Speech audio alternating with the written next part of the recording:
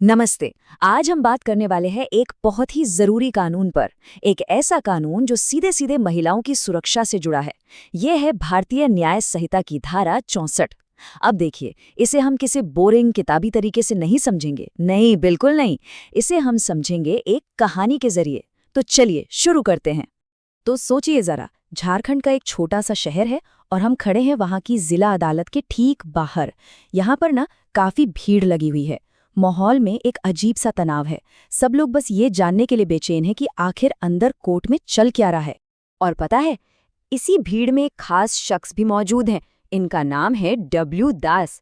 अब ये कोई आम आदमी नहीं है, ये एक कानूनी विशेषज्ञ हैं। और इनका एक ही मकसद है कि कानून की जो मुश्किल भाषा है ना, उसे एकदम आसान करके आम लोगों तक पहुंचाया जाए, ताकि हम सब अपने हक और अधिकार समझ सकें। तो सवाल ये है कि आखिर इतनी भीड़ जमा क्यों है? ऐसा क्या हुआ है? वजह है एक बहुत ही गंभीर वारदात। एक ऐसा केस जिसने सच में पूरे शहर को हिलाकर रख दिया था। और ये केस जुड़ा है दो लोगों से, एक लड़का जिसका नाम विक्रम है और एक महिला सीमा। तो हुआ ये कि एक रात सीमा एक सुनसान सड़क से जा रही थीं और तभी विक्रम की नज़र उन पर पड़ी।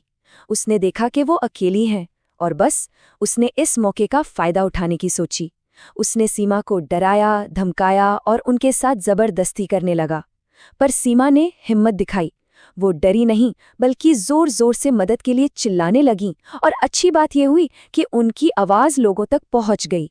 आसपास के लोग फौरन दौड़े। उन्होंने विक्रम को दबोच लिया और सीधा पुलिस को सौंप दिया।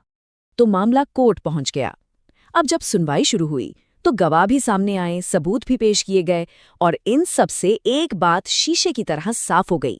वो ये कि विक्रम ने वाकई सीमा के खिलाफ बल का इस्तेमाल किया था। मतलब उसका जुर्म पूरी तरह से साबित हो गया। और जाहिर है अदालत ने इस केस को हल्के में बिल्कुल नहीं लिया।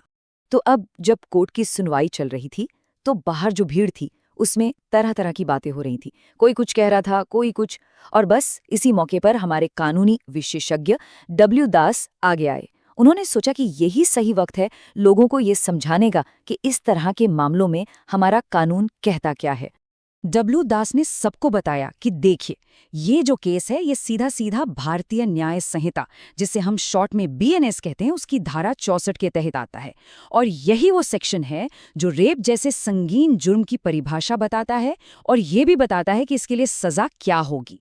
और उन्होंने ना बहुत ही सीधे और आसान लफ्जों में समझाया एक ऐसी बात जो हम सबके लिए समझनी बहुत जरूरी है कि धारा 64 साफ साफ कहती है, अगर कोई भी इंसान किसी महिला के साथ उसकी मर्जी के बिना या जबरदस्ती फिजिकल रिलेशन बनाता है तो इसे बलात्कार का जुर्म माना जाएगा।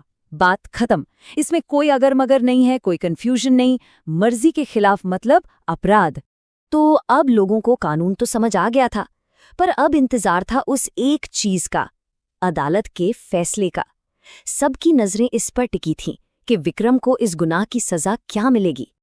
और फिर अदालत ने अपना फैसला सुनाया। जैसा कि सब उम्मीद कर रहे थे, सारे सबूतों और गवाहों को देखने के बाद कोर्ट ने विक्रम को दोषी पाया। उसे इस घिनौने काम के लिए गुनहगार ठहराया गया।